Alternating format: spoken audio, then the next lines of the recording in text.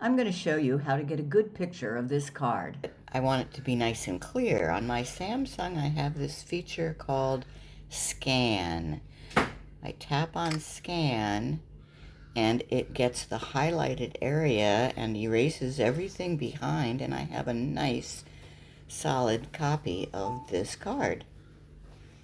Now, if I wanted to actually scan the text in it, then I would tap this yellow T, and it would just get the text, and I could translate it or do whatever. But since this is English, I don't need to translate it, but there is the translate button. So if I go to Google Photos, here is what that card would have looked like if I had just taken a picture of it. And here is what it looks like having scanned it. So much better, except it's sideways. Well, that's easy to fix. Just go into Edit and Crop and tap this little circular arrow and save. A very readable card.